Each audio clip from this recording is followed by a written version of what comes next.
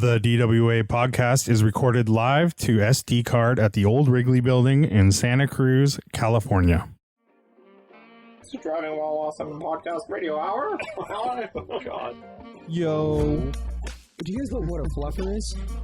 GTO. Mellow grinds. Oh, I got a PT Cruiser. It's a convertible. It's really cool. Oh, this smells of crayons for you. Hey, YOLO. You only have one life. Do you have coilovers? No. Beat it. Yeah, I'd say that's a pretty good podcast right there. Damn it, I screwed up. We know you enjoy the show, so come support us on patreon.com/driving while awesome. You can support the show, and in turn, you also get other benefits. We've been doing some Patreon-only podcasts. We give early rally access. We have a dirt racing league, a bunch of other stuff over on Patreon. And when you sign up, we give you a free sticker pack, DWA sticker pack, with some exclusive DWA stickers that aren't available to the public. A lot of fun stuff over there, and it helps support the show. So cruise over to patreon.com/driving while awesome, and we'd really appreciate it. This episode of the Driving While Awesome podcast is brought to you by radforsale.com, the only auction site entirely focused on the Radwood era. Have something to sell? They are now accepting your 80s and 90s cars, trucks, and motorcycles for auction on Rad for Sale. Have a Fox Body Mustang, Integra GSR, or Kawasaki Ninja? Those are great. They're also looking for excellent Radwood era parts and gear, like wheels, seats, apparel, ephemera, and more. So it's time to start going through the garage. Rad for Sale is a visually appealing and informative auction site with interesting and unique features while focusing completely on our favorite era of the automobile, the Radwood era. Join them at radforsale.com.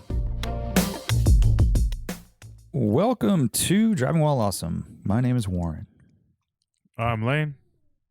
Art. Mahalo, Lane. Mahalo, dudes. Or should I Mahalo, say my aloha? Aloha. I don't know which one. I think you say both. I think aloha is old school. Like, people don't say it as much. It's all about mahalo now. Oh, I see. Huh. It's like salutations. Oh, I say salutations every day, but I know Art's more of a what up kind of guy. Yeah. Sup. Yeah. I don't even... What? That's too much to say. Oh, Just go sup. Sup. Yeah. I say how's it? How's it? Small kind. Oh. Small time. Where are you at right now, Lane? Oh, I'm over here. I mean, I'm like north of Lahaina. In like, I don't know, Kilipile or some bullshit. Yeah, that's very nice of you to call it bullshit. Yeah. This would be the island of Maui, correct? Yeah, island of Maui above Lahaina, in some condo. Okay. Yeah. How's your trip been so far? It's good. It's Maui's a little overblown, overhyped, but it's cool. Well, it doesn't help that you're coming from Santa Cruz, so. Yeah, I think that's the thing. It's like it's so close. Like it has the water. The advantage is the water, right? Temperature, the warm water. Yeah, that's it, right? Maybe. Yeah, exactly. Yeah, it is pretty that's scenic, the big in certain advantage. places, and the volcano is incredible. Have you been up to the volcano? I haven't. We've driven so much, and it's like I feel like it's one of those things. Here's my big gripe so far. Everyone's like, "Oh, you're going to Maui? Go do this. Go do this. Go do this." All these things are 3 hours apart, dude. It's like that's like saying you're going to Santa Cruz. Oh, you just go see the Golden Gate Bridge. Yeah. You go to like Yosemite for the day. I'm like, no, dude. Like it's like, oh yeah, go to do the road to Hana. The base of the road to Hana is an hour and a half from Lahaina, dude. It's like, okay, yeah.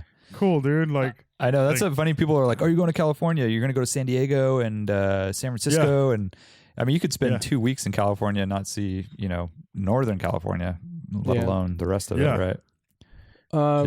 It sounds like you stayed in the wrong spot, Lane. But yeah, it's scenic. It's no.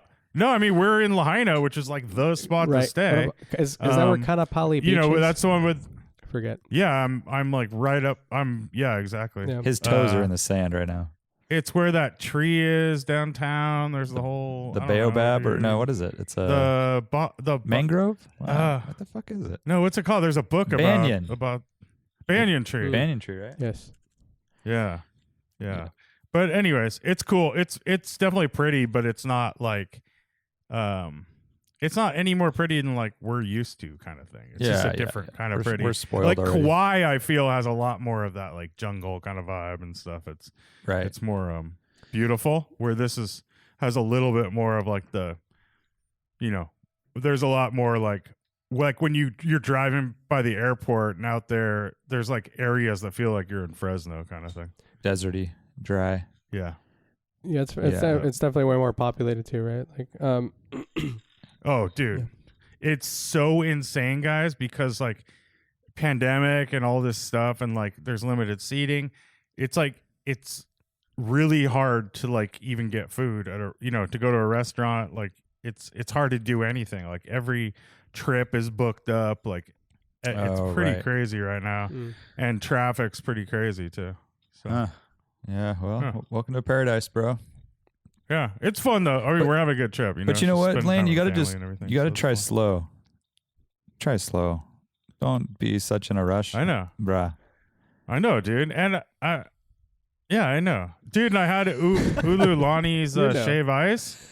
Oh, there you go. Cool you down. I had Ululani's shave ice a few times, and that stuff break the mouth, boy. It broke the mouth. Do you get the condensed cream on it? The like cream with the hell yeah. Oh, dude, that's so good. You get a little Spam. I get the Hawaiian root beer float. Ooh. Hawaiian root beer float. See, dude. now you're painting a pretty picture. Yeah. I like what I'm hearing. Yeah. Spam musubis. Did you get any?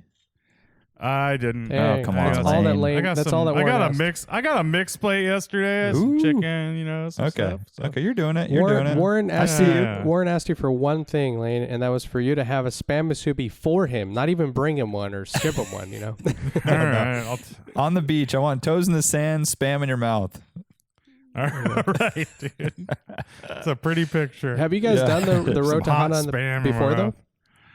I have, yeah. Yeah, I fun fact, I first drove that when I was 13 years old. Oh. Did I tell you about that? Wow. Yeah. You. Yeah, that's what happens when you have a Mexican father. So I he was like, "You're gonna drive and you're gonna like it." And I remember it was a Dodge Intrepid that we rented. Beautiful car. That's pretty good. Auto stick? Yeah. No, it's just straight up auto. No, and well, it was the really auto fun. stick was the back and forth shifting. Cab forward? capabilities. Is that cab forward? Cab Very, forward, very for cab sure. forward. Yeah, definitely. It was Yeah. purple. I remember that, which is a love. Wide track? Is that a wide track? No. that's No, true. I That's don't think. Pontiac. Let's not. That's Pontiac, yeah. Don't get Yeah, that's crazy. funny. Yeah, but that was pretty When I rad. drove it, it was Yeah. it was That's pretty raining really hard, and it kind of sucked. That was my experience. It was definitely like one of the most memorable experiences of my life, as you can imagine. Being 13, it was really, really pretty out, and like at that point, I had driven quite a bit, like around like just farms where we live, and occasionally around the block and stuff like that. But that was like my dad was nutty to put me on that road. I mean, like it's not like it's super dangerous. It's very, very slow, but it's very twisty, and there's Slow. sheer cliff faces and stuff like that. Yeah, was he trying to do like an insurance payout or something? Like crash the car, or I don't know. I don't know, maybe. Well, Yeah. see, the thing is, and I don't know if this applies. I guess it applies to some other third world countries. But when we would go to Mexico, even at that stage, shit, when I was 11, I was driving around sometimes, like in our hood. Yeah, like they don't give a shit. Like they just like, here, go get us beer. Dude, like Dr. Jones. That kid. You jump in the Ram Charger lane at the time. 12 years old maybe, and Nice. drive to the local liquor store and bring some liquor for the adults. And of course you're stoked. I mean, you rad. have all your cousins in the car, and just mobbing. For the Yeah, adults. I would ride my scooter to Shoppers Corner, a couple blocks away. Ride my little 50, my Spree, my Honda Spree, or is that Yamaha? I don't know. Oh, yeah. Spree is. Whatever Spree is. But yeah, we did road to Hana. We only went like 10 miles up because we were going to this one fall and the parking lot was full and they had people out there, no parking. And they blocked off all the roads, so you can't even park along the side of the road. So we were already 2 hours into our drive, so we bailed out. The kids, my brother-in-law and the kids' cousins went all the way to the top to where they were going to go, and you needed reservations. Nice. Oh my So God. they had to turn around and drive back, and then the one cousin puked 3 times on the way home. Oh my God. What a blast. That's just a magical place, right? Paradise. Yeah. Yeah. Paradise. It is crazy. You have to book to see a sunrise, dude. Oh my God. Nope. I don't like it. Don't like Yeah. it. All right. Anywho. Well, I'm sure we'll get more on that. Maybe some Maui car spotting, perhaps. And then we also have a teaser here is Fast and the Furious 9 that Art and I attended Oh my God. Yeah. the day we recorded last week. So it feels like an eternity ago, but we should probably cover that as well. So, I can't wait to hear about that. until then, questions. All right, let's see what we got here. Ben Roget says, how far is too far to drive in one day in your current car? Now, I asked him if he meant rally car or just daily driver, which you guys kind of daily or rally cars, but he did not reply. So let's just assume it's the rally cars, and I'll use my E30 as the example. How far is too far for a single day drive? So, this is kind of I don't know. Is it? Oh, go for it, Lane. Oh, I was just gonna ask. I don't know if there's. It's probably as far as I would drive in most cars. You know. I thought, but you have a big limitation right now with your seating position. You'd be fine driving as is that far. Yeah, I'm not like I don't get sore or anything. I'm not like uncomfortable in that way. Oh, okay, it's just like visibility more because you're higher up. Yeah, it's just I'm not optimal, but Okay, I'm fine. it's fine. Don't worry about it.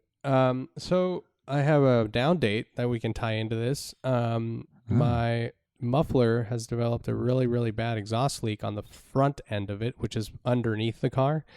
And I drove it this weekend and I got a gnarly migraine. So as you guys know, fun. exhaust leaks. So I'm thinking that I'm going to go muffler delete on this guy.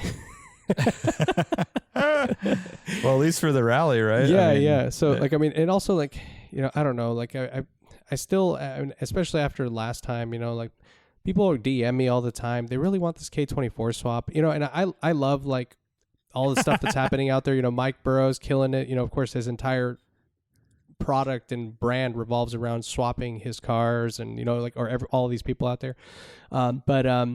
I definitely want to do that. And it's sort of like me thinking, okay, logically, it's like, why do I put a nice muffler on this car if in theory I'm going to replace the entire exhaust system at some point in the future? And I have heard these cars with a muffler delete before. They have a gigantic catalytic converter / resonator, so built into the system, and it's already pretty quiet. So that means, it ties into the question in multiple ways, right? First of all, because right now I would want to drive my car 50 miles. I'd hate it. And then on the other side is if I put the muffler delete, I have no idea if it's going to be droney or not. So that could also be a problem, right? And I do not like riding for long periods of time in droney cars. So yeah, we'll see. It will be droney, and Be a little droney. You can go to the guys on the same street as Andrew. Down, they have the exterior. They have a lift on the outside of the shop. I past the where you got yours, right? Yeah. Just go there and have those guys weld in a Little weld cherry in whatever bomb. you want. A piece of pipe or a Flowmaster, which is what I have. Yeah. Because I was Even just like a little resonator kind of thing, It's two pipes. I would probably just do just a twin tip, extend, cut off from the front of the muffler and then to weld in that.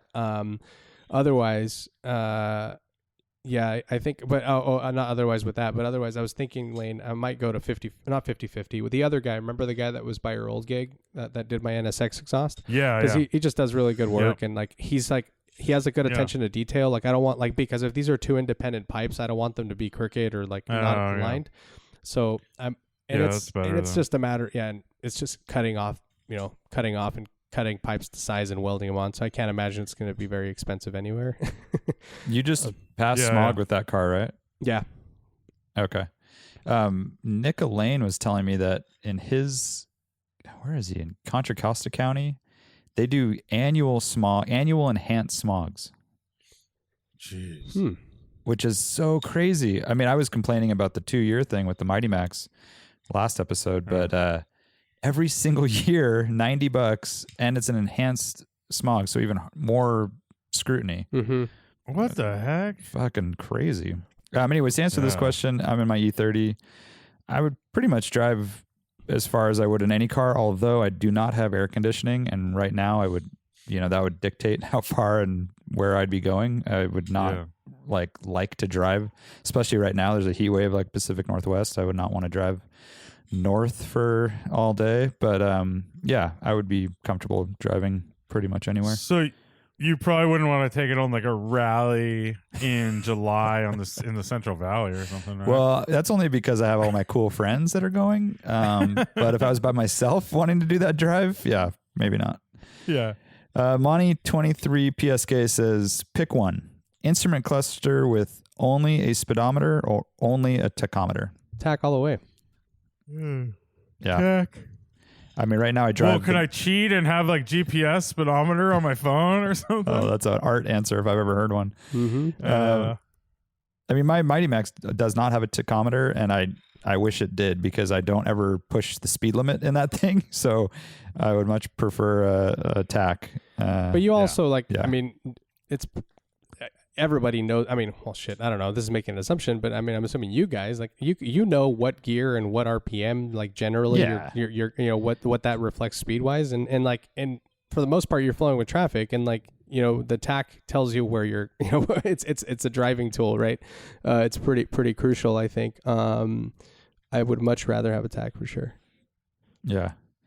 Fuchs 911 says, what would you call the shows to come before and after Radwood? Good guys. Before is Good Guys. Yeah. Any. But does Good Guys go up to? Yeah, they go up to the 70s, like late 70s. Well, now they go. Into the 80s, Good Guys goes like through 80s now. Yeah. Oh, okay.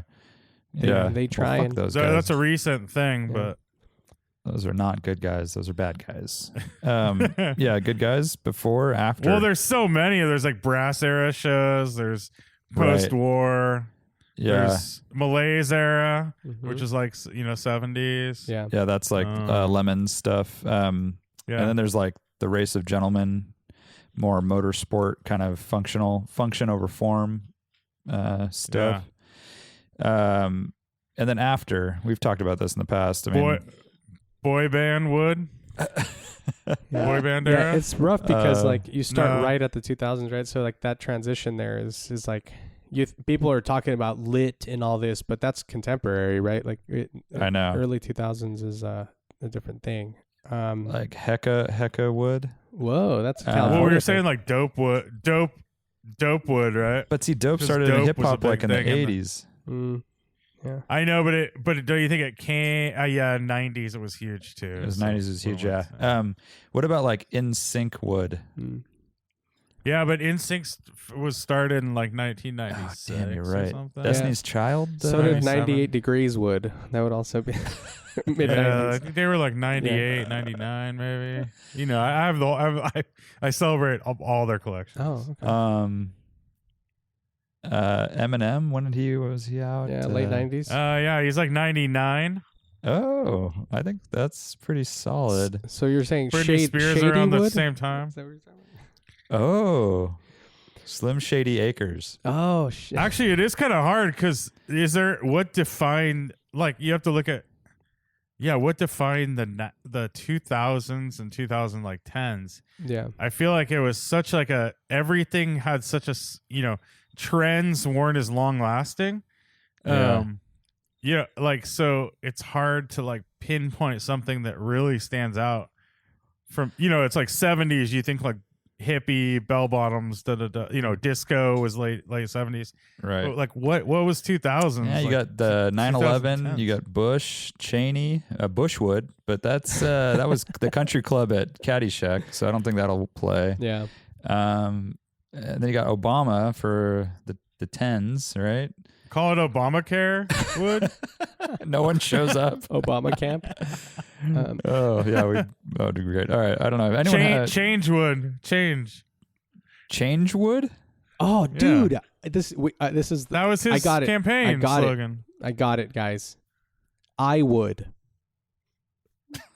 Lowercase wow. Like I. iPod? iRobot? Yeah, dude. That like totally like it defined Oh, the iPhone. era. Oh, yeah. And iPods, right? iPod before the iPhone, early 2000s. Absolutely. Dude, Uh-huh. I would. I would. Oh man, I guarantee it's taken or something. But I love that we're so caught up in wood too. Like it does not have to have wood in it. It does not need to be wood at all. It could be anything else. iMetal, iFiber. There you go, carbon fiber. Okay, call in. Oh, if you, by the if way, you have I don't know one. if you guys saw it, but we need to look at it. There's a copycat car show, Radwood car show. And they There is, yeah. stole even the wood part. Mm-hmm. Where, when, how? Well, we won't talk about it here. We don't It's want to in promote Colorado. them. Oh, No. Yeah. Is that, where did you see it? I Yeah. mean, on Instagram. Someone DM'd us. Someone DM'd Yeah. us about I see. We'll take it. care It of is like the most blatant. It's so bad. it. Okay. Good job, guys. Good job. 7602 says 2002 Alpha or Datsun 510. Which are you taking and why? Feel free to add another car or two into the mix, like a Celica liftback or Ford Escort. We've definitely dabbled with this theme many times. What do you guys got? Alpha for sure. Yeah, is this like a marry, fuck, kill thing? I think it's just like which one? Choose. Which one Yeah. are you marrying? I think I'm Alpha. I'm GTV. Same here. So let's assume these are like the best example, like an Alphaholics GTV and a restored like Alpina 2002 and a Datsun 510 by BRE. BRE. Yeah. Something like that. Yeah, I like that he also added like others, so you can throw in like the Escorts of the era and any equivalents, right? Yeah. Do any of those Mm-hmm. tickle your fancy? Yeah, like an Isuzu Ford Bel Air. Cortina. Yeah. Oh, Cortina. There you go. That's cool. I want What is Alpha Cortina? because disc brakes, dual overhead cam, independent suspension. Actually, no, the rear is solid. Never mind. But it does have disc brakes, which is a nice advantage for dealing with that BS. It also has that. It's that engine, right? Yeah, dual overhead Yeah. cam's awesome. And it's a car that I have not Yeah. owned that I would like to own. I've done a lot of 2002 stuff. I haven't owned a 510, but I don't know. I mean, I feel like an Alpha is a more robust version of a 510. So I'm going to, just for the sake of the podcast here, I'm going 2002 Alpina and with all the Kugelworks modificata that I could get. Oh, There you go. Good job. So I'm gonna go with that, and just the perfect stance. In fact, the picture we use for this Instagram post, where our questions are coming from, is this like Baltic blue 2002 TII with Steelies or Steely lookalikes. Yeah, Looks that car's so rad. killer. It's perfect, know. right? mhm. So Yeah, that's a really good one. it's a really, really good one. Yeah. And they're just timeless, and everyone loves them. You know, everyone has a story about them. Their uncle had one, and they used to Yeah. drive around in them. Anyways, so yeah, no one went 510. I do like. I actually would. I like the Celica early Celica option. I don't know if he threw that one on there, but like You a did, yeah. like a 1970 liftback. 71. I think in Japan they Yeah. were called the GTR, which is like their top of the line dual overhead cam version of that. Like that's a car that I'm more interested in than an Alpha now that I think about it, because it is a little more. It's got more Right-hand drive, right? It's just cool. It's got more. What's the word I'm looking for? It's just a little more unique in our neck of the woods, maybe. Also Sense of occasion. Yeah. stands out a little more. Yeah, I'm gonna go with that. I'm guessing you have to do more to it to like make it like up to par, right? I mean, as far as Same like for a same? sports sedan. I don't know. Yeah, like like in the era, I doubt that like compared straight up, right out of the box. Seems like the Alpha would be a more sporting kind of Maybe thing. it was like- nicer. and Maybe it a was like- TII might be a more sporting thing and Yeah. nicer. Like, I think the TII was probably better built. Peterbilt. yeah. Yeah, I don't know. Or Peterbilt. Yeah, Peterbilt. I don't know. I think they actually are pretty on par now that for the period. I mean, if anything, like, I wouldn't be surprised if. Well, You think like as far as like components, like having sport, like being out of the box, kind of. I feel like the Alpha is like the most sporting of those out of the box, but maybe I'm wrong. Yeah, It I should feel like be, it's right? it's lower slung, right? Like a stock 2002 is like yeah, I pretty think the Alpha is lower, mundane, just really. lower center of gravity. It's a more kind of squat, out of the box, squat box.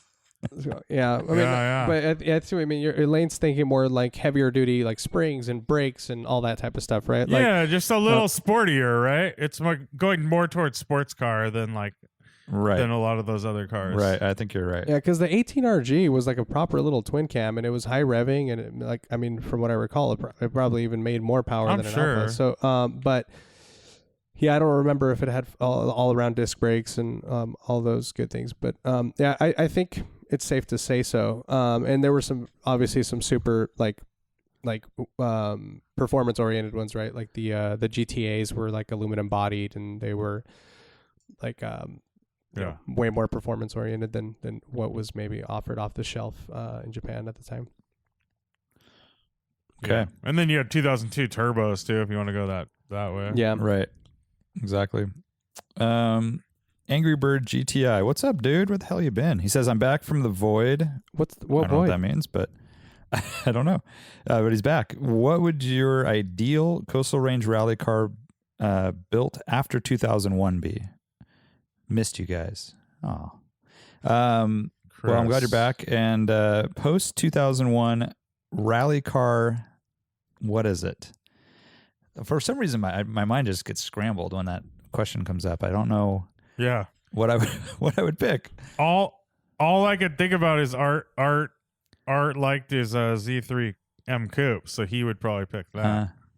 Oh. I definitely like Yeah, that. but this is like there's no budget mentioned, so I don't know. But also, we're not trying to have hypercars on these rallies, really. Yeah, No. just what makes sense, yeah, for the use case and our philosophy too, right? Like, and because, but most importantly, use case, because you do want some ground clearance and compliance and all that kind of shit. Yeah. I mean, the easy low hanging answer is 2000, but I'm trying to think of something more creative than that. I know. I was gonna say NC Miata. I mean, that's so cheap though, and like not as cool as a new Miata, like a brand new RF. Not as cool as an S2000. Not as cool as S2000 either. Yeah, exactly. And you don't want. I wouldn't want an Elise or Exige. Yeah, right. S2000's too small. Too small for you? Inside. Oh, Yeah. too small for you. They're like smaller than, they're like less comfortable than like an NA Miata, basically. Yeah. Right.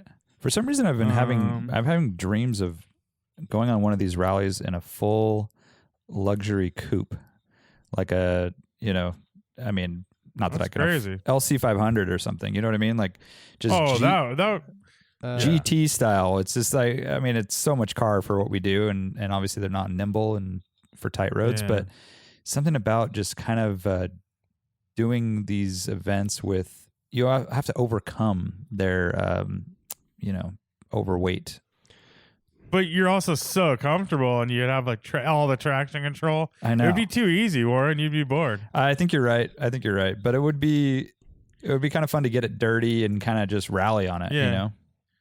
Yeah, and those are great cars. It's just a matter of like, would you really have as much fun? No, and it's the absolutely whole not thing, the right? perfect rally car build. I mean, that's not. And but that is a good car as like an organizer that, you want to get to where you're going. You want to be comfortable, and Yep. And you might have to wake up earlier than other people and stuff like that. And also maybe I like think bypass that's, a section and haul ass to another area, right, to do something up ahead. Or like go back for someone to get parts and come back, just having a very quick, comfortable car. I don't know. Yeah, but then there's a lot of, Mercedes but then too. you end up with several options there, right? Like you can go with. Exactly. like, that's what I'm saying. It's like CL65 or, there's crazy stuff. I would love an LC, dude. I think that'd be a great car just to have. Fuck yeah. Yeah, what are those things? 100? 120? No. Used, you can get them for probably 60 something. Oh 60. yeah, used, but I don't know what they cost new. 80 grand, is that base? I don't even know. Like probably, I think they're around that like 90, 100 mark, right? Yeah, that's what I was assuming. But For the V8, NA V8, like the non-hybrid one, like with all the good stuff you want. Yeah, they were. Yeah, I remember they were in the 90s, but I'm still stuck with this question. Sorry, guys. So what about like a 996 turbo? A little too GT-ish, I think. Too heavy, too cosseted. Too much like all the power all the time, all-wheel drive, right? It's like What about cheating again? What about take your pick, Blob Eye or Bug Eye STI? Yeah, that could be fun. That's could be a really good fun. choice. I mean, if it was built up properly, and what would you need? I think it's pretty solid right out of the box. You just need. I think a stock one would be fun. It's solid. How about, I mean, you could also do an Evo, like an Evo 8 or Evo 9 Yeah. or something. Yeah, totally. That'd be super fun. I don't know. I wouldn't mind doing it in like a first gen NA, or I guess it would have to be the second gen, but like a 986 Boxster or something. You have sense of occasion, Mm-hmm. good enough power. Like do a Boxster S would be actually fast. That'd be pretty good. Yeah. Okay. And you have and you could have top down motoring. Is like M2 too much? Like, is it too modern, too quiet, too insulated? We want something a little more it's too raw, much. more hardcore, probably. Right? I know it's we could obviously go. There's no budget involved, but we will not go with something that's too nice. It's just I know you could do like new GT3 right, or I like know. I mean, there's so many things you could go with, right? But new M2 comp.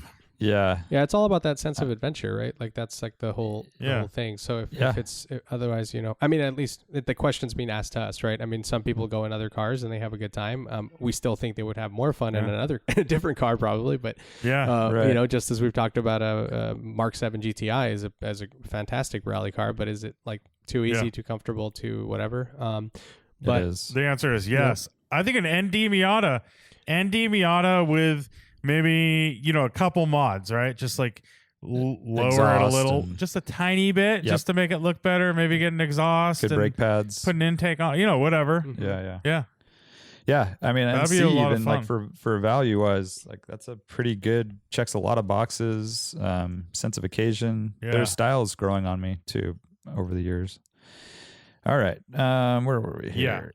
Kyle JF90 says, I was watching a review of the Mark 8 GTI and it got me thinking, are the odd numbered generations of the GTI generally better than the even numbers? As a former Mark 6 owner, I don't want to believe it, but I feel like there might be a trend. Well, first of all, it's kind of tough right out of the box. Mark 1, Mark 2 are great, right? Are pretty, and I think Mark 2 is probably in all aspects better than a Mark 1. exactly. And then Mark 3 sucks. So that's the Mark odd. 3 sucks, so that throws that out. And then Mark 4 is kind of good but heavy. Yep. And, and then Mark 5 is good, so that he's on to something there, because the Mark 5 was like the return of the GTI. Yeah. Mark 6 was just a refresh, so it was so that's what he's kind of saying. It's like a little bit not as good as a Mark 5 maybe, or it's on par with a Mark 5. Mark 7 was like really good. That's what, and then Mark 8's like kind of ho hum. So he's kind of like the last 4 gens. It's been that way, but Are we saying peak GTI is Mark 2? I would almost say that. Yeah. I kind of would too. Because I think Mark 1's the most iconic and it's really good, but I think with the Mark 2 they kind of just ironed a little bit of stuff out and made it's more of a car, right? It's more of a complete package, where the Mark 1's an old car, right? Mm-hmm. They started in 74 or something. Absolutely. And So. it's, But those are both, it's hard to pick between those two. It's like, I really like the Mark 4 R32. I know it was it was described in period as like as a lineman trying to be a figure skater or something like that. I remember. I think it was like Road and Track who wrote that, which I think is fantastic. But they're so rad looking. They sound good, and I think it's probably like a really good like 7 or 8th tenths car. But then once you start to push it, it just kind of falls apart. great daily though. I mean, so versatile, and they seem so solid, right? Like they're so they seem really well made. I totally agree. Yeah. Yeah, and the interior, that's when they stepped up the interiors, and it was felt like an Audi. Yeah. It's no surprise those are worth now. money, right? I was going to say, it's just like that. Why wouldn't they be valuable cars? Yeah. They're so cool, and they're limited production, and they've also those never really dropped either. They never went below I feel like they never really went much below 20 grand. Yeah, back in the day. Really? Yeah. Oh, really? Yeah. But when I was in college, I've seen them dip to like 10. For the R32s? Dang, Yeah. salvage title or something. I've never seen them that cheap. Yeah, I mean, I saw a couple, but they were again, these were like, they've already been owned by 3 people, modified, driven hard, all that stuff. I'm probably looking at low mileage ones, but because I just remember they were always desirable. Yeah. Right. When I was in college, I bought a set of wheels for one of my Civics off of a dude who had is it Tornado Red or Tornado Red or You know what I'm talking about? Tornado, yeah. Yeah, it was a red one, and that was the only one I ever saw. I have never seen another red one ever. I've always seen silver, black, and blue. And that guy at the time also had, what is it called? Is it the W8 6-speed manual Passat wagon, which was so rad. He had just picked it up. He was a big VW guy. That's an expensive car to keep going. All right. Bobby Reed with the cars. What's up, Bobby? He says, I carry a piece of weed trimmer string in my 944 to clear the drain holes in its spoiler. Have you ever had to carry a specialty tool for one of your cars? What do you got? I got something. My freaking damn gosh darn Vanagon, the rear hatch struts are on back order. I don't know why, but I've tried ordering them several times. They might be back now, but it's one of those things where you go and order it on one of these Vanagon sites, a place I've used before, and they take your money and everything, and then they email you, that's actually out of stock, so we'll let you know when it comes in. I'm like, that's horrible, yeah. Dude, I know, what the fuck? Because it says in stock, of course, when you order it.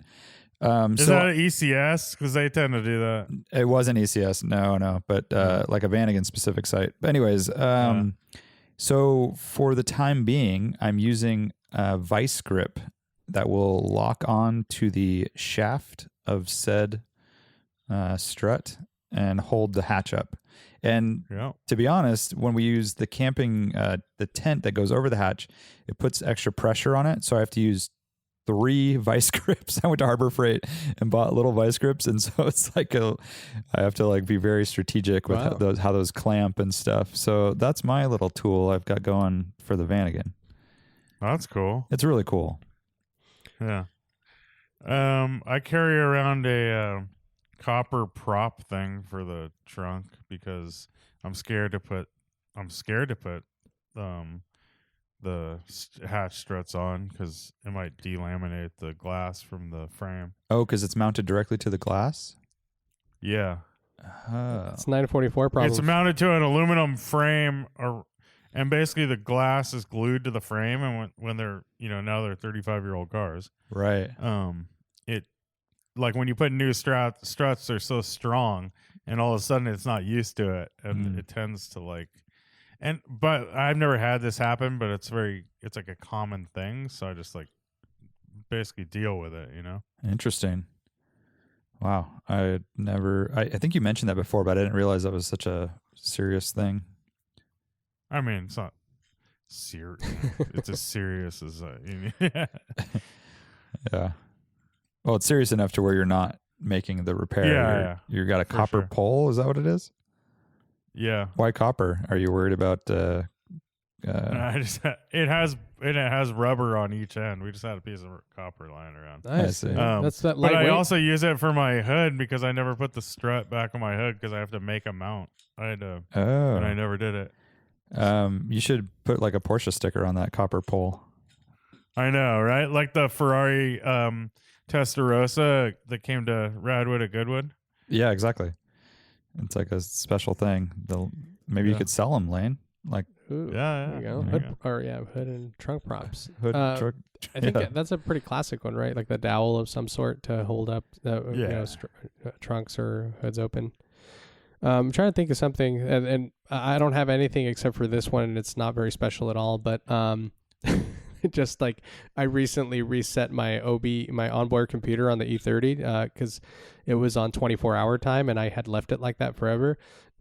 And so, you have to go through the motions, and there's like a little button in there that you have to press and stuff like that. But that requires a ballpoint pen, which, is a tool, right? Or a paper clip. Or a very small Allen wrench is what I use. Oh, that's what you use? All right. That's it? On my 914 that I had in high school, it went through ignition, the ignition whatever things so much they would just break those VW ignitions. So the I tumbler? would the tumbler where that would plug into it's actually but anyways, it went through tumblers so much that I would just carry around a screwdriver, and I'd have to rip it off the back and use the screwdriver to start the car basically. Oh, nice. So That was a Volkswagen screwdriver, I hope. Oh, of course. Of course. You wouldn't do it with anything else. No. I'm trying to think. There's something else too that I used to carry around. I have a like what the hell is it called? Like a parking chalk. Is that what it is? In my Mighty Max, just in case I have to park on a really steep hill, I don't quite trust the e-brake and putting it in first. I'm like a little worried. So if I was on like something really steep, I can throw that back there, but it's never been a problem. That's a good idea. That's pretty cool. 914, I would also always carry around a towel or like a t-shirt because I would never put the top on, and the interior, the windshield would be always wet on the inside of the car. Right. Like in the evening. Something like that. Or the morning. Yeah, totally. Yeah. Daft Chief says, what car did you overlook when launched but came to appreciate and or obsess over in retrospect? Prerequisite, you were car conscious of it when it came out, so not some car before your time. So something that you were around for the launch and now you really appreciate. This is a really good question. Yeah. God dang it. You know what? I think just because I wasn't really super into trucks, or at least that type of truck, and this is going to be the most boring answer ever, is the first generation Toyota Tundra. I know it sounds so stupid, but I really appreciate them now. I appreciate the size, the longevity. They're incredibly maintenance friendly and reliable. They're just like a really amazing car, and I think the more time goes on, I appreciate like a really, really nice low mileage 4-wheel drive Tundra. It like gets me excited, which is so stupid. Oh, it's but funny. I think it's from hanging out with our friend Jared so much, which shout out to Jared. He just bought a new Tundra, or a used Tundra, after replacing his other one with a Tacoma and a Land Cruiser, or Lexus. But he did just buy a Tundra, and he's just like all about it, all the different, variations and sizes and stuff. And so anyways, that's something that I'm a little embarrassed to admit, but first gen Toyota Tundra. Lane, does anything jump out at you? I'm more of a T100 guy myself. Ooh, but those are rare. A T100 got more hate than it deserved, though, right? For sure. Because it was too small, or wasn't enough of like a truck when it came out. Yeah, and they offered it with a 4-cylinder at the time. No, did they, or was it just? I thought it was a. Well, no, I think you could get both, if I remember correctly. They didn't offer an 8. And There's I thought no it was 8. only That offered was a I 6. think the hurt on it, because I don't remember a 4 in that thing though, dude. I want to say you could get a T100 with a 4-cylinder. I'll look it up. You guys. Yeah, I thought it was just that they didn't offer an 8, and that was basically their the bad thing, because it was only 6 cylinders, so it wasn't a real truck. It wasn't like an American, Ford or Chevy or whatever. On that same lines, I do appreciate now when I see a newer single cab short bed truck. Yep. They look so good, dude. I saw just like not a great looking truck either, like a 2008 Chevy yesterday. And it was 4-wheel drive, short bed, single cab, stock. And I'm like, man, that's rad looking. Like, so cool, dude. Absolutely. And dude, those Toyotas look really good too. The ones with the big engine, the 4.8 or whatever. Totally. Yeah, so you could get a T100 with a 4-cylinder. Oh, wow. That's crazy. So, that's understand. But so only a 4 and a 6, and they didn't offer an 8. Exactly. Exactly. Yeah. And apparently there was I guess you could get a TRD edition, maybe late in the run with the supercharger V6. So that was their makeup. We don't have a V8, but you can get this fucking thing. I have to say too, speaking of trucks, just really quick, for whatever reason, I was actually helping Jared look at some trucks on Craigslist, and it just got me back searching. I used to be on BRZO constantly, but don't have as much time now to go on Craigslist and search. But I called and emailed on a Mighty Max, which is so crazy.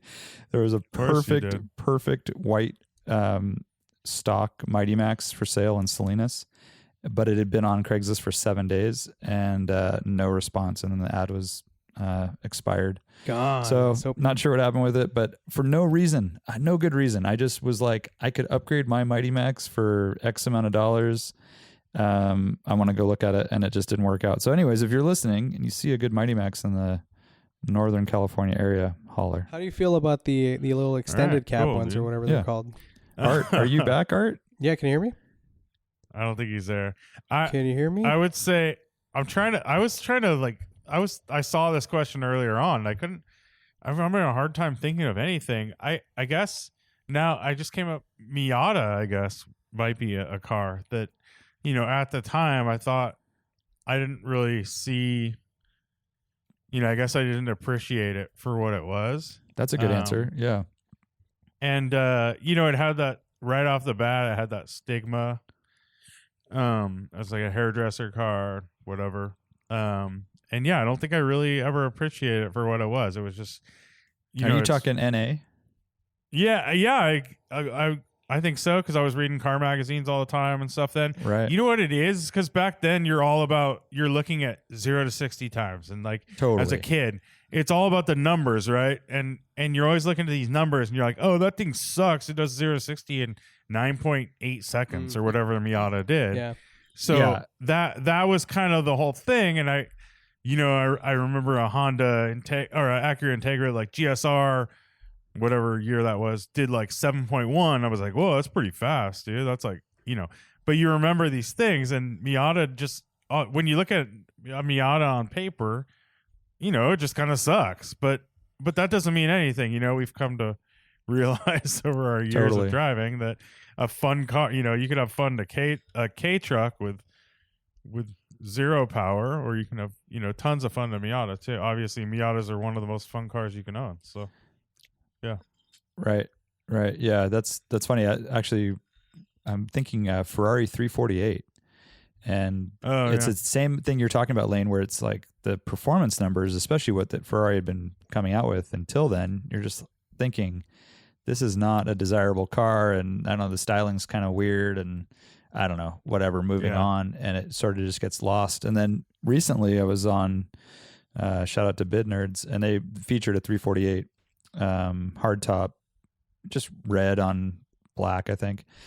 It just is such a clean, crisp design. And again, who cares about 0 to 60 times if it has a nice, howling little engine and you're having fun in the canyons? That's a pretty rad car. They're pretty terrible though, unless you get the later ones. What year was that? Right, that's what I'm saying. Later, you want a later one.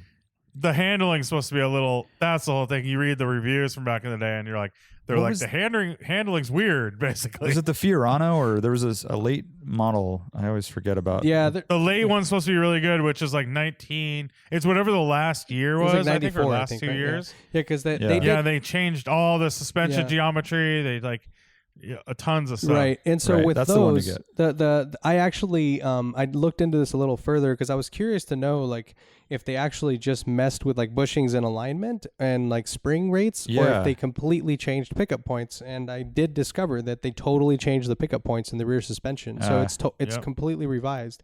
So that makes it a cool proposition, right? Like I can't remember. But I bet those it's are more like so, a 355. Those are probably so rare and expensive now that that doesn't make any sense, right? Not really. They're still pretty, like 348s are still pretty cheap. They're not as desirable. Like that engine is actually like not known to be like that special. Like in again, Ferrari world, right? V8s at the time, and it's not a 5-valve and blah, blah, blah. So, but I can't remember, but I think there's an issue with the oil pumps too. That is like a catastrophic issue that you need some aftermarket component to make it work. But I don't know if it's only the early cars. But I agree with you on the design side of things, though. Like, I think they definitely are very cool looking. And at the time, I wasn't that into them either. It was just kind of like the shitty Ferrari, right? But yeah, me too. I think I want to go, actually, since we're talking about these cars in particular, I would go with the Mondial Coupe as like a car that I had zero interest in. Oh, yeah. And like now I find pretty appealing. Like those seem super rad. They look good to me. I always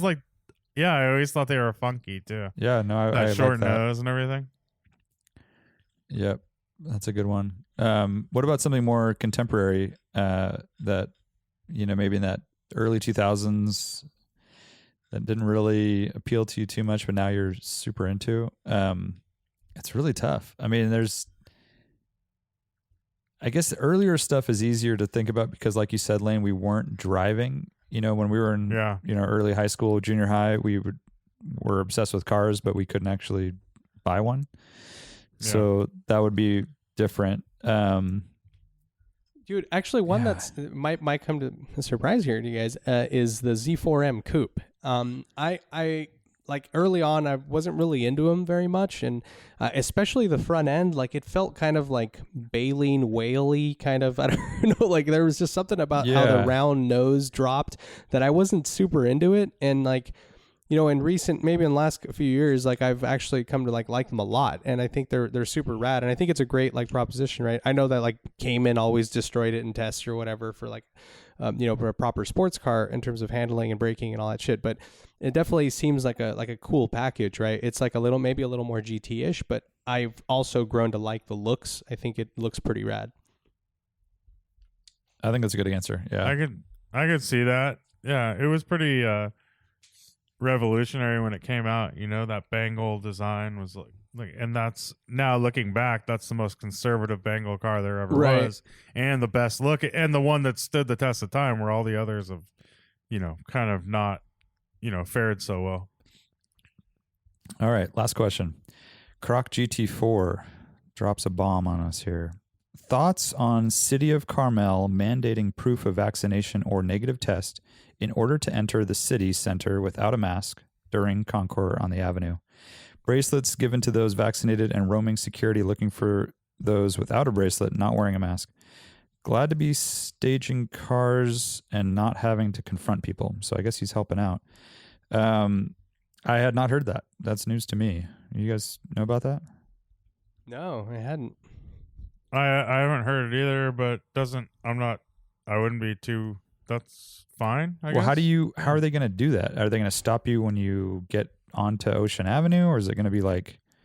I guess they'll have a bunch of checkpoints. Because they'll just close off all those, like... I know. The beauty of that event is it's sort of casual, where they just kind of come and go into the downtown strip. Yeah. It's not... there's no gates, in other words. Yeah. That sounds like a major pain in the ass. Like, getting through that process is going to suck, but... yeah, it's weird that they would be that strict about it, where, you would think it would be more like Disneyland, like, hey, you're vaccinated, you can, like, self-check kind of thing.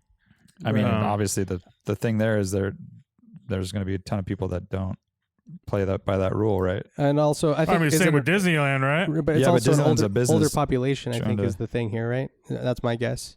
They're trying to be extra careful. Yeah, I mean, it's a trippy one. I mean, I think I would rather it be self-regulated, right? I mean, we're vaccinated. I mean, I don't care, but I think it's just like one of those things, right? Where we're at the point now where if it's a choice that you make and the risk that you take as an individual, right? Like if you don't want to, if you're not vaccinated or don't care to be vaccinated, and then expose yourself that way. But it's a tough one. I think just from an event standpoint, being event people, the super crucial thing is, if it's going to happen, it better be very efficient, or it could totally kill the experience, right? You don't want to be...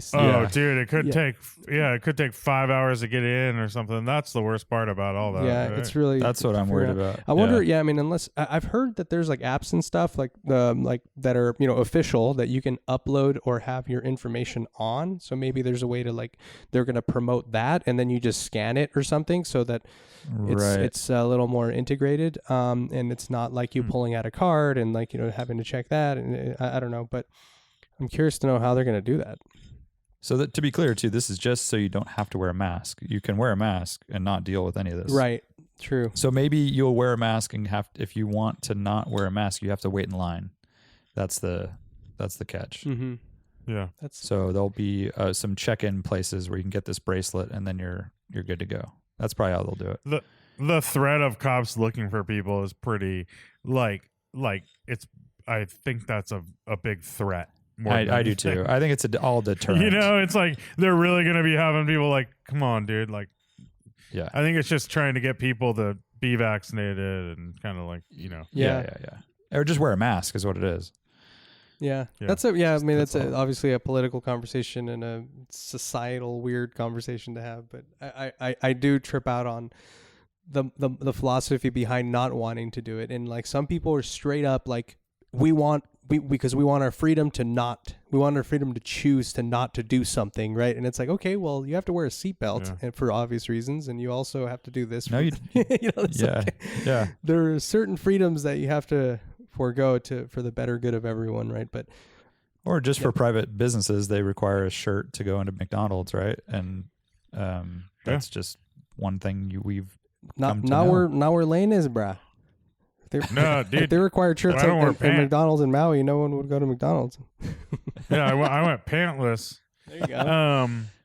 Oh, by the way, one thing it does suck is like COVID's still a thing here, so you have to wear masks everywhere. Yeah, and it's weird coming from where we've stopped that a few weeks ago. I know we went to the Monterey Bay Aquarium last Saturday, and same deal, masks everywhere all day long, regardless of vaccines. So yeah, we're moving through it. It does feel. I was downtown Santa Cruz recently, and it felt very lively. Like people working in the shops. Some were maskless, and it was sort of that if you're vaccinated, you don't need one situation. So it's getting there. And then Art and I went to a movie theater, which is my first movie theater in a year and a half or whatever. Let's be honest, probably like 2 years. I never go to the movies, but yeah, exactly. 3 years. Yeah. Is this a good segue for that discussion? Wow. Well, you just ruined it, but yeah. If you didn't say segue, it would have been. We were close. We were so close there. Gotta love it. All right, Art, I'm going to let you start this one because it was you invited me, and this is really your favorite type of movie. So favorite, absolutely at the very top. Take it away. Yeah. So our bud Mark Arsenal of Illest and Fat Lace fame reached out, and he's like, "Hey, dude, I have the opportunity here to invite some people to do an early screening of the film in San Francisco. It's U+1, so." It was either you or Lane, at least to begin with. And Lane is a bigger fan, I'd say, of the Fast and the Furious franchise. So him being in Hawaii made the what do you call it? You as my backup. you ended up joining me.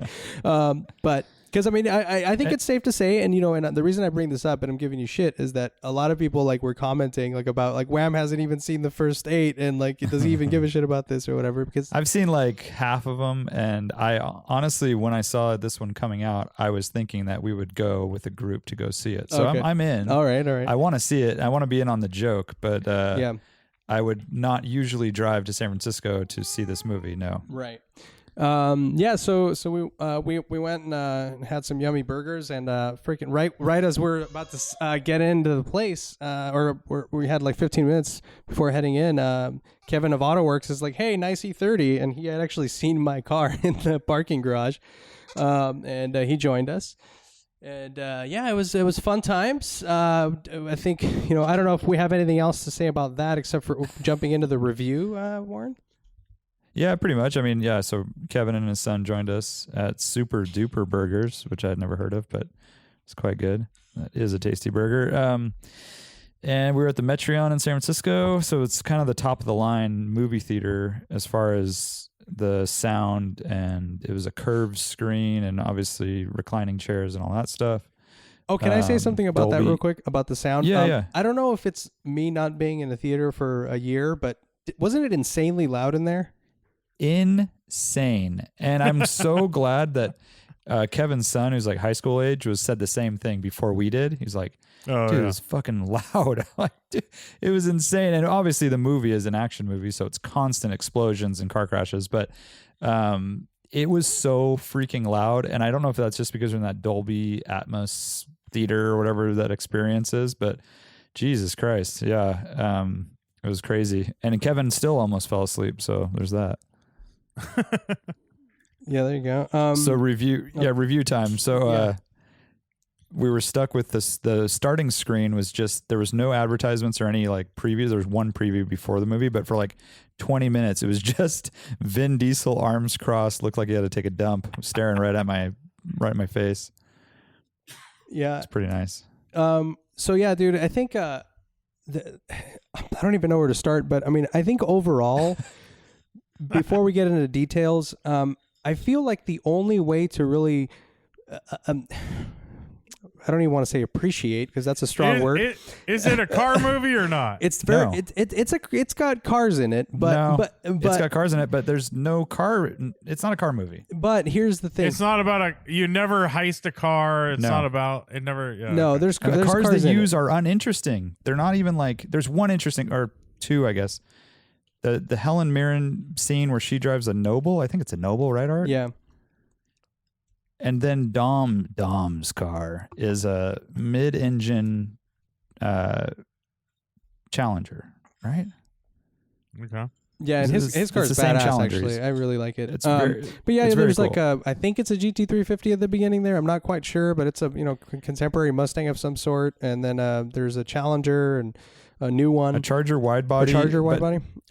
Yeah, but that's so like boring. I don't know. Anyways, go on, Art. I don't wanna- yeah, who is it appealing to, right? But the thing with this is that the only way that I can sort of like suspend disbelief with these movies because they're so fucking ridiculous is that they're basically a live action comic, right? Like they're like if they were animated, like you would not you wouldn't even blink twice. It's like it totally works as an animation, right? Like just the way things work, but like because it's humans basically doing absolutely insane, like impossible things like that like the amount of jumping from one car to another while it's flipping or exploding is absurd. Like these aren't superheroes, by the way. I just want to throw that out there. I saw this on the preview. There's like maybe it's like a big rig or something, and it like flips vertically in the air, like while Vin Diesel is running through it. By the way, there's some insane.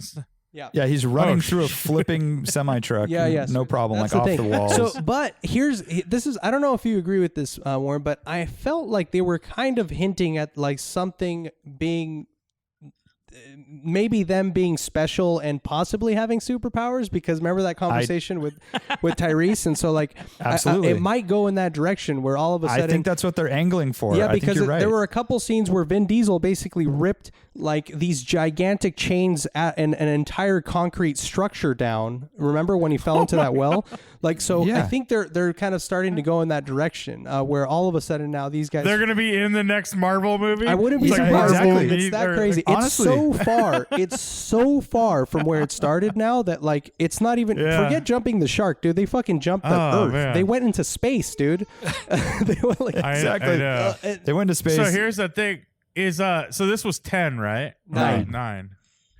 So what if I without having not seen this one that you guys just watched, I want 10 to be like go back to like Tokyo roots, Tokyo Drift style.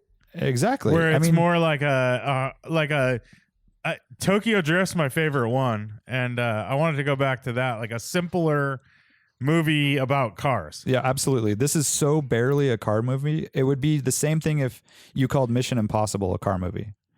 Like that. There's no real details about the car, why they're in those cars. First of all, there's a jungle chase scene to start off through fucking dirt roads and rivers and jungle, and their two choices they have is a wide body Charger and a fucking Mustang with no modifications for off-road use at all. It's like, what is happening here? Like, this is not. And of course, all the villains and everyone have like proper vehicles, dude. They have like fucking G-Wagons and Land Cruisers. Yeah, and also just just like crazy off-road, like what are like those side by sides. Yeah, side by sides with crazy articulating suspension and stuff, right? Which makes a lot of sense. But and how long is that? And how long is that scene? Probably it's 15 like minutes fucking long. 15 like minutes. Crazy, Yeah, right? yeah, for exactly. sure. Yeah, and of course the I don't know if you mentioned this a second ago here, but the Mustang's got like a splitter and like arrow and like it's like the worst car to be driving through the jungle with like low profile tires and shit. Yeah. Yeah. It just goes on from there. And I mean, I think one thing I would like is a Tyrese Ludacris spinoff. I think that is something that I would watch. Oh, wow. I like their little comedy relief, and they're like sort of the dingbats in the crew, which is saying something. And the acting is so fucking horrible. It's painful how bad it is. So is it the acting's that bad, or is it the writing's that it's bad? both, Because but I think those two. It's so bad. I mean, I basically am like kind of sad for other filmmakers when there's this type of budget spent on a movie like this, which has zero redeeming qualities other than a comic book action thing. It just seems like a waste. You're like, God, what a waste of energy and time and all this stuff. So I saw the one scene. They're like one of our like I don't even know. It was on Instagram. Someone wrote like one of my favorite scenes from the movie. So like one of the actors, and it's when they're having their like family dinner at the house, and like that R30 the R34 shows up. Oh yeah, That's how the movie ends. And it just shows like Vin Diesel smiling. It's like the cheesiest scene I've ever seen. Oh my god! And they're just enjoying some Coronas with my boys. Yeah, Yeah, but it's that's the weirdest thing about this whole thing is that they're so low tech in some ways, and then they're so insanely beyond high tech in other ways, right? Like Mission Impossible style shit. But like they're like driving around in like a 1972 Chevy Nova and like whatever that early 70s one is, with like the slope back. And then Vin Diesel's he's like mobbing in his like mid-engined Challenger, right? Challenger. And they're in Budapest or something, like flying through these streets, and everyone else has like this crazy ass technology, and they're like cruising in these things. And then they go back and they're in LA. It looks like, did you see that the house was being rebuilt, Warren, at the end? Yeah. So I'm guessing that that's going to be their new HQ, right? So it's going to be like probably appear the same from the outside, but have like all this crazy tech inside. That's my guess. Did you notice, Wham, that Vin Diesel, the young Vin Diesel, was entirely CGI'd? No. Yeah, that was all. That was not a real actor. What? Dude, that was super CGI. Like I was staring at it and I was thinking, no. That's where shit gets weird. Is like, No, I don't think that's right. Shit. Are you sure about that? Or are you Dude, speculating? I haven't looked it up, but it looked very CGI to me. No, that's an actor. That's an actor. Dude, no way. Oh yeah, that's no way. Can we also talk about? It starts off with like some fucking Winston Cup series race with Vin Diesel's dad as a driver and blah blah blah. They're in the pit crew, and it's 1986, and all the cars have like 2000 front ends. Stuff like that. Just come on. By the way, they just change things as they go. Like in the first one, they probably mentioned his dad, and he didn't say he was a race car driver. Right. It's. Yeah, his dad was like a fisherman in the first one, and now he's like a NASCAR Cup racer. These movies are all they've become like parodies of the franchise. And, well, it's turned into Mission Impossible is what it's turned into. A very, very, very, very bad version of Mission Impossible. Actually, I'm looking. I have a little mini trivia for you guys. Do you guys know what the budget is for this movie? Geez. The budget was? Shit. Oh my I can't god, even it's got to imagine. be At 300 million. Yeah, I was gonna say 400. So yeah, it's a little low actually. I see 200 million. Okay, well That seems low. Like when there's Netflix films that have $200 million budgets, and they'll definitely make their money back on this, of course. But it's already made 404 million. Jesus. So the other thing that I was talking to Art about during the movie is there's constant fighting scenes, of course. Like everyone's jumping around, kicking people, and the camera no longer stays still for this. It's a constant shaking camera. So it adds to like this frantic action feel, but you never really see what's going on. Honestly, like there's these full on choreographed fighting scenes and I don't even know what's happening. And then just like loud explosions and stuff. And then it's over. It's so weird. It's just a weird style. Like back in the day, you'd watch like some, I don't know, The Matrix, let's say, and the camera is like perfectly still, but the actors are flipping around, and it's really kind of impressive. This is just like, it's just noise, just static. Yeah, it's intense, dude. I mean, it's just like, I don't know. The only way I can, as I said, digest it is by thinking of it as just a comic book, like in a comic. Yeah, that's the way to look at it. It is so ridiculous. Definitely like I think an experience that is enjoyed as a group better too, because you can just look at each other like every 5 minutes and be like, "Is this really happening right now?" I know. It's like, I think it'd be better to watch it like at someone's house and be able to talk over it and just like actively make fun of it, instead of. That's the way it was rewatching the first one in the theater when we rewatched it like 5 years ago or whatever that was. I mean, everyone was like actively yelling and talking. Yeah, that's cool. I would be stoked if they did go back to an actual car movie and had like interesting cars and just some angle there of I don't know. Like had to build the cars themselves and like Yeah. go through that whole thing, whatever. Yeah, some cheesy. It's so bad. The acting is just absolutely absurd. If you ever want to see the worst acting of any movie, watch Fast and You Furious. have obviously never seen I mean, The go Room. watch. Oh yeah, obviously. I have not seen Go it. watch the first Fast and Furious. It's not much better. No, I know. And but and I saw that movie in the theater, and it was like basically watching it and laughing the whole time as well. Yeah. You know? yeah. So But yeah, it's just crazy where it's gone, right? Like because It's absurd. it's not street racing eclipses. It's like it's I mean it's Mission Impossible meets Dr. Evil meets like just like all of the cliches, right? All of the stereotypes of like this exactly. Eastern European mastermind or European mastermind trying to take over the world. But now there's family involved, which is the difficult part, Oh, right? Because God. family is everything in Fast and the Furious. So, so stupid. but yeah, Wham, I don't know. So- I just like there was just so much CGI to me. Like the whole thing kind of has this filter, right? Like where that's why Yeah. I really felt like the younger Vin Diesel, even like you look at his face in some lighting and it's like this looks totally fake, but it could, I don't know. No, I think it's just an actor. Yeah, that the looks reason that quite a I bit was like it's probably. I made My guess is it's him, and then they do CGI over his face. maybe I haven't I don't looked it think up. They so. do. It's It a is younger full actor. CGI, but it's not. Yeah. But Nah. it's like Right. when they use they still use a that'd be person. a $300 million budget. Because the reason that I bring that up is that I felt that shit, dude. The way things are going, like with that R34 rolling up at the end, dude, they might even bring Paul Walker back. You know, like I mean, it might even be. Oh, right. like They probably could do like small portions of it. Yeah, they could do that. because they brought back. Well, So- shit. Never mind. Spoiler alert. Yeah, they brought back other characters, right? So, Well, they used Paul Walker in the one where he died. You know, where he died. They CGI'd him. They used his brother, and then they CGI'd him to make him look, exactly like his brother for scenes in the movie that were missing. So they've already done yeah. that. Well, they already teased at the end of this, they teased the next one. So obviously it's not ending. You guys get another shitty movie to watch in a year and a half. F10 or whatever the fuck they're going to call it. F10, dude. Yeah. They're Anyway, gonna so be yeah, in go see it. It's airplanes. really cool. I actually was. I I mean, I wasn't really considering it. I was going to wait until we could watch it at home as you described, just to dick around. But yeah. the fact that we were invited made it easier, right? But I mean, Oh no, I'm glad Yeah. I went, and I want to thank Mark of Illust and Fat Lace for definitely extending the invite. But and I think I went into it expecting this. It wasn't like I was expecting something more, but it was just pretty ridiculous. yeah, and they do so Did anyone well, see right? Hobbs It's and crazy how Yeah. well these things do. Did it? Oh yeah, they kill. It's like all Marvel movies and all that. Yeah. stuff, I know right? the All these fucking big- Avengers bullshit. I mean, no offense Yeah. to anyone who loves the Avengers, but get a life. You know what I Yeah. mean?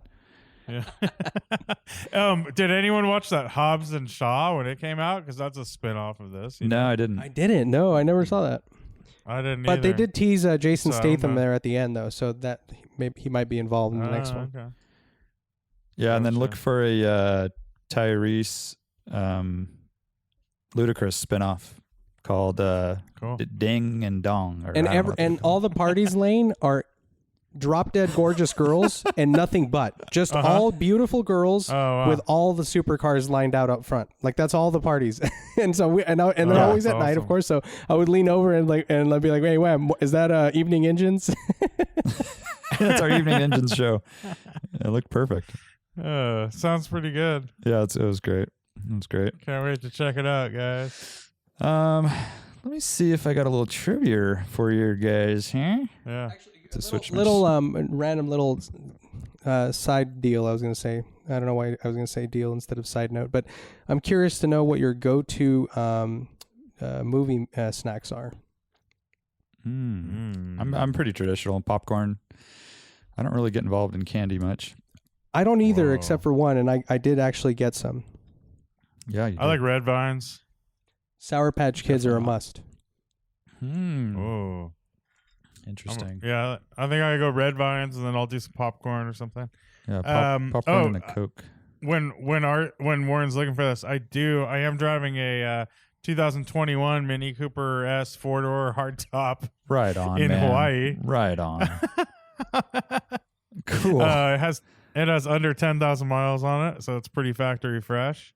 But yeah, I haven't driven a Mini since the first gen of the new cars. Mhm. So when is that? Like 2005 or something like that? 2000? I don't even know. Something Yeah. like that, right? 2006. 06 is the last of that first gen. Yeah. So, yeah, have this thing for the week, and it's the whole family in it. It's done fine for us and our stuff, and it's quirky, and they're still quirky and kind of weird, but and the engine's pretty strong. The automatic transmission shifts really well, works well with the paddles. Doesn't want to go into first gear unless you're like basically creeping, but has tons of torque with the turbo engine and everything. I don't know. It's a decent little fun thing, but I think it's lacking as far as like a car goes compared to like a GTI or something. It doesn't even compare as like a good car. And the one thing that's really bad with the 4-door, it is one of the hardest cars I've ever had to get in and out of in my life. Huh. It has no room. Like your seat is behind the B pillar. So you're having to go in it at the wrong place. So you have to kind of do this like wedge yourself in. It's almost like getting into a Lotus Elise in a way. You start like Whoa, whoa, you whoa. like forward and then back, right? Kind of like You have to go forward and back, and then you have to duck your head, and you're like, where do I put my legs? It just doesn't have enough room to fit, like, because the door is so short. Because the car is so small, right? And it's very awkward to get in and out of. It's more in than out. But yeah, I have not experienced that with any car, like, ever. And besides like a Lotus Elise, which is hardly a car. Yeah. But yeah, it's crazy. And then another thing, driving wise, I know Art's mentioned this in the past with some front wheel drive cars, and I haven't experienced it with like my Volkswagens, but it doesn't return to center. Oh, yeah. So have you Art, I've you've noticed mentioned that in the past, right? Yep. Right, he's I not did, there. I did. But anyways, have you I did this that Yeah, exact so- thing with this car. Yeah, But Volkswagen GTI, like my GTI or my Jetta, didn't do that. They would return to center. This thing, like, if you're in a turn, you can let off the wheel and the car just continues to turn. yeah, it's like a caster thing, I think, right? And That yeah. is the trippiest thing, Yeah. dude. It's like, and it makes it where on straights you're constantly moving the wheel back and forth because it doesn't just center. Yeah. Where usually you're adjusting off center. This you're having to steer out of turns rather Right. than just like let it Let it go, recoil. yeah. It's a totally different way of driving, and it's kind of like it makes it where I'm like I feel like I'm going down the road kind of like all over the place. I'm not just like staying steady and straight. I'm constantly having to move the wheel around, and it's a really weird feeling. I'm sure you get used to it, but it's just definitely not- a darty it's not great. darty car in general, right? Like, I mean, they're very darty, and I think that's why they're good city cars, right? Like they change direction See, very quickly. That's a and, good. yeah. Like, I'm glad you brought that up because I feel like in this car I almost want a little more steering ratio. It's not that darty. oh, interesting. Because my mother-in-law has a Yeah. 2018 Cooper S, and like, I think Uh-huh. it's going over rough pavement, like where it really sucks. Like it just because it wants Oh, to the ride it darts is around horrible. and it's very very like the ride sucks. The ride's really bad, but I don't remember if this is still the case. But from what I recall, like even the R53 sat on the bump stops, and the bump stops were part of the suspension, and so like which made them kind of a gnarly ride. Yeah, I mean, Kind of almost like an old school Mini Cooper sitting on the all those little air with things, the rubber or- springs, or- right? Or, air I guess they were springs, yeah. hydraulic or something. Rubber. But yeah, I mean, I don't know. I find it like very like the ratio in that car, the Cooper S that I drove it to the airport and back just on our recent trip, and it felt. I mean, it's so much quicker than the Cayennes and the E30s. So that's what I have as a reference Yeah, I mean, recently. of course. But it feels way quicker, and I definitely Mm-hmm. want it to be anymore. I felt it was kind of too darty. Yeah. But there's this road north of where I'm staying, and if you just continue along the highway, and actually it's a pretty good road, and the pavement's really good too, but there is rocks that fall from the mountain, so it's a little sketch when you're going up it. And I took it on that yesterday morning, And the car, one thing you could say with like, the ride is shitty on bad roads, but it doesn't fall apart when you go on a good road, which is kind of nice. Although I doubt most people are, you'd want ideally probably for the customer you're selling this car, you'd want a little more suspension compliance, and you'd sacrifice a little bit of that. Yeah. You'd add a little body roll in, but it does stay. It's very go-kart-ish, and it's nice to hear. it's not a horrible. I mean, it's not a horrible thing. It's just like I wouldn't own it just because of the entry and egress, but I think a two-door would fix that. I know the two-door would fix that. Styling is so just, I don't know, heavy-handed. Yeah, I think you're also you always talk about the reliability with these things, right? Like the reliability is absolutely terrible, but just the interior and stuff, it's so kitschy. It's just like it is, but what would you want here? Like isn't that kind of what these cars are? Well, I'm just go back to the first generation, up till 2006. They were just more svelte. They had like minimalist aspects to them, and now they've just kind of all the buttons are big and all the they're very cartoony, but I think cartoony. But it seems to work for that demo, right? Like that's what they want. I know. It is supposed to be this cute like caricature of a car, right? I don't think it's horrible. I think the UI is a little weird with like the center scroll thing down there. You don't really need it. I just think it does have air conditioning knobs, which is nice. Cars don't have that anymore. Yeah. It has a knob for the stereo. One thing, the instrument binnacle is like it looks like it belongs in a cozy coupe, dude. Right. It is so cheesy. Man. Yeah. Like the gas gauge on this thing, it looks like fake. That's like what I'm saying. That's a perfect example. It's something you look at every day, all day long. Yeah. And it's this cartoon thing. And the original minis, back in the 60s were an exercise in minimalism overall. Just their whole thing was making this small, tiny car that could still be efficient and well packaged. And now they've gone the opposite direction. So I would just love to see them make an actual, maybe a sporting version that really trimmed it down, like their GP or something. But that's obviously an extreme case, 2-seater only and everything. But speaking of cartooning, like it wouldn't hurt to have the gauges just flat in a dash, right? Rather than like sticking out and being all weird and exactly. So Wham, for the most part, we missed a very important part, dude. That speaking of ridiculous and cartoony, Lane. Spoiler alert for you and the world here. Do you want to know what car they sent to space? Oh, no. I have no idea. Yeah, I want to hear. Fiero. What? They strapped some rockets on the back of a Fiero, boy. I tell you what. And they went to space in that. And they saved the world, by the way. In diving suits. I don't even. I need to see this. Just don't even think. Forget you heard that and just watch it, and you'll. I'd like to. I'd like to rewatch it, like with us, in the same room together, and be able to make fun of it. So we'll have to do that when it comes out on and even DVD. less sober, by the way, or whatever. DVD streaming. I mean. Yeah. That sounds like a good time. All right. But my short review on the Mini is that it's all right. Okay. And I could see, I could see someone wanting this little weird, kind of cute little thing. Over what though? Like you want so many cars that's the before thing. that? It's not. But it's a GTI. You would want a GTI before that. That's what I'm. A GTI is a better. A GTI might be the best car in the world. Like it's like. You heard it here first, folks. This is not. Well, I think if you look at price, practicality, all these things, size, stuff like that, right? But this just carries. I mean, the thing it has going for it is that the quirk, the cuteness, and quirkiness, and the quirkiness, right? And that's why people buy these. That's why people buy Fiat 500s and whatever they're called. I know. But it is. It's it's like a punchy little thing for what it is. It's not like super fast or anything.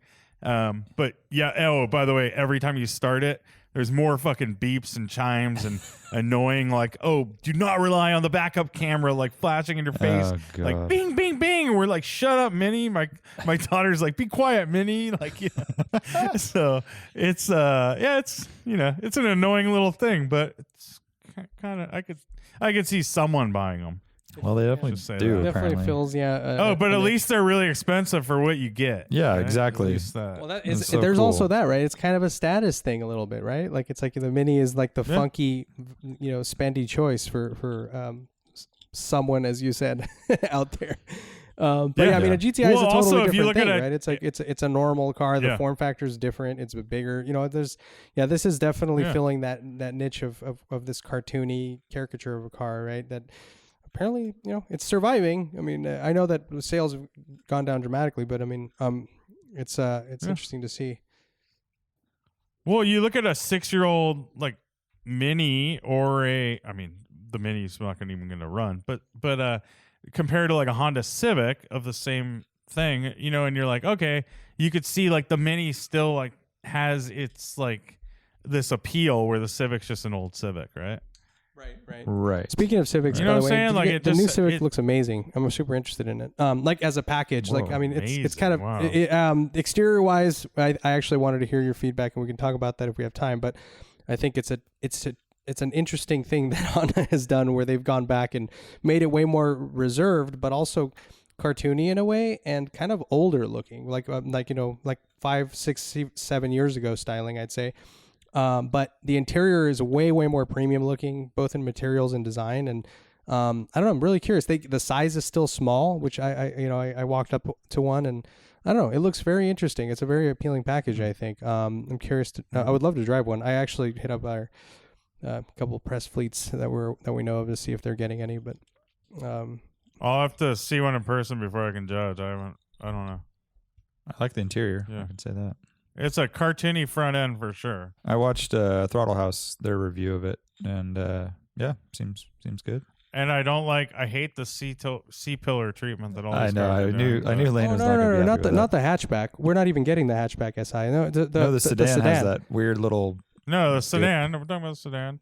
It's Yeah. that kink, dude. That stupid Yeah. freaking kink. Why they got to do that to me with the chrome and the I know. They started it with the Accord like 2 generations ago. I and know. It's just been plaguing your nightmares, haunting your dreams. Seriously. Is that what it is? Yeah, just keep it simple, stupids. Yeah, Mini. All right, Yeah, I trivia know. time. It's trivia time.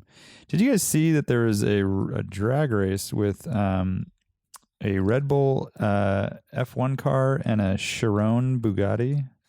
No, I did not. I did. You did, Lane?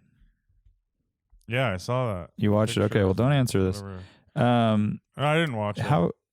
Oh, okay. Obviously, the F1 car is going to win most of these tests, but they did 0. So they did quarter mile. They did 100 to 0 braking, and they did a rolling full mile drag race. And do you have any idea of the Chiron's quarter mile time? Saying. Oh, I'm guessing like 9 seconds. 8.9. I was gonna say. Those are good guesses. Very good guesses. 9.6. And the F1 car? Probably not that great, right? Quarter mile. I know. You want to think like, what gearing did it have? Where is it? set Yeah, up that's for? the other thing. Um, I'm gonna say similar. Probably around the same, like low 9s maybe. yeah, I'd probably say that. Yeah, you guys are good, man. 9.2. There you go. So a F1 car, really, it's amazing. I mean, it's there's drag involved and stuff, but it weighs a ton less, and 750 horsepower, I think they said, 18,000 RPM redline. And the Chiron won the full mile drag race. That's not Wow. surprising. Okay. I know, Yeah, because of the arrow. Was the F1 car set up for like qualifying spec? What engine mode was it in? I mean, there's a lot, right? Or was it? Yeah. I mean, Yeah, this is the Red Bull Racing RB7. So this is the 2011 champion. Okay, yeah. Okay. With a Renault V8, so 750 horsepower hybrid. I don't know aero-wise, I'm not sure, but yeah, I couldn't tell you. I mean, yeah, but that wouldn't be a hybrid. The high speed stuff and Is long. it 2011? Like 2011 is not a hybrid. No, That's a No, it's not a hybrid. That's not a hybrid. Oh, really? Yeah, that's not a hybrid. No. But It says this hybrid V8 generated around 750 horsepower. I mean, whatever that means. that But probably articles Kurs, probably- right? But not Maybe it's Kurs? not, yeah, maybe Kurs, but Yeah. it's not one of the new, V6 cars with the. yeah, I don't know. That's Right. just the article could be wrong too, I guess. Yeah, I don't even when did Kurs get introduced? I thought it might have been a little bit later. No, it was right around there, right? Well, when No? was Kurs banned? Yeah, because it was late 2000, like 2007. I can't remember. But anyways, what I was gonna say about the high speed stuff though, like, and just as Lane said, yeah, there's the gearing, there's aero, there's all that, but like the Chiron's like 1,200 horsepower, all wheel drive, like it has the traction Right. and like Slick, it's super slick straight too. up power, right? So like, whereas the Formula One car is not optimized for just straight line speed like that. But that goes to show though, I'm more impressed by the F1 car, like that it has a quarter mile that is that fast, and it's also incredible. Like it handles so well, and I don't know how close the mile run was, but The Chiron also has adjustable aero, like just to do the fastest right. speed for that stuff. So, Yeah. but Anyways. that is impressive. I mean, it would be more impressive if the Chiron wasn't a $3 million car. Right, right. Or if know? it could also go around a track like pretty well. yeah. I'd like to give it a try. But- All right. This next one you probably know because you guys are Formula One aficionados, but the Haas F1 boss, who is such a rad character, Gunther Steiner, at least on the Netflix show Drive to Survive, he's kind of like the guy you'd want to go have drinks with probably. Sure. He got Nikita Mazepin a gift. Do you know what it is? Lane, sounds like you know. I do. A spinning top. I saw it. Yeah, spinning top. So good. It's pretty Oh, good. man. He made some comment Yeah. like, this is where you need to do your spinning right here with this thing, not on the Dude, racetrack. this Drive to Survive is Oh. going to be insane, huh? Oh my God. Yeah, It's gonna be dude. good. Oh man, especially if they focus just on Haas. Jesus I know. Christ, what a joke. Oh. Yeah, I thought that was a really rad thing. Mm-hmm. So yeah. Anyways, that's that. All right, last one here. Mercedes-Benz F1 boss Toto Wolff is selling some of his personal cars. Do you have any idea what they are? There's 3 cars being sold. I don't. One of which he helped develop on the Nürburgring back in 2008. If that's a hint for you, It's like an SLR McLaren. very very close. I'm gonna go More rare, Oh, okay. rarer than that. Oh, rarer than that. Shit, I was gonna say CLK 63 black, but Very very close. is it the GTR version or the G? SL65 black or whatever. Exactly, SL65 Black Series. Oh, okay. So, which he actually drove in 2008 to help develop it. And that was, at the time, the most powerful Mercedes-Benz ever. So yeah, SL65 AMG Black Series is one of them. And there are 2 other supercars or hypercars, I guess you would call them. Are they all Benzes? Negative. Is there the Mercedes 1 or whatever it's called? Or isn't there one? Oh, the new one? it's No, it's yeah. not. I guess No. those aren't even for sale yet, huh? No, not that I know of. I'm sure he will have one though. Pagani Zonda. Ooh, good guess. Very close. Think Oh, more. Wyra. Think more red. Oh, Ferrari, Enzo. the Ferrari, and the Art, newest Art one. got it. Ferrari Enzo and a LaFerrari Aperta. okay. So apparently he's owned some Ferraris. In fact, that LaFerrari is fairly contemporary. I mean, he bought that while running Mercedes, right? Mhm. Yeah. Which is kind of interesting. I don't know. Just think that if you're like the head of F1 Mercedes, you're probably not buying a Ferrari product. But no, he did, and they are now for sale. So if you're in the market, they'll be auctioned by Tom Hartley Jr. out in, I think that's in the UK. Nice. Yeah, he's actually like So- a legitimate racer. I mean, he started off wanted to be a race car driver, and Yeah, I mean, the fact that he was like a developing engineer for AMG speaks quite a bit. they've done a few exhibitions with him, right, where he like races against Hamilton or Bottas and stuff. Yeah, he did the one where he raced Lewis. Remember, he was like driving with Lewis, and they were in Wasn't there like a 190E? And he was in the like red a Cosworth. he was in the Evo red pig. 2. Oh, I need to see that. Yeah. But He was in like remember the Evo? the first AMG car, that the SEL AMG Red Pig. There's like a promotional video of him driving it. It was really cool. Sweet. Yeah, there was one where he was racing Lewis, and they were in 2 Evo 2s or something. Oh, rad. That sounds super fun. Yeah. All right, But that's one it. was a race car and one was a street car. Oh, got it. That's it, and that's all. Well, stay cool out there, Lane. Mahalo. Mahalo. Hello, bro. Bye. All right, we'll see you guys. Thanks for joining us. Later. Later.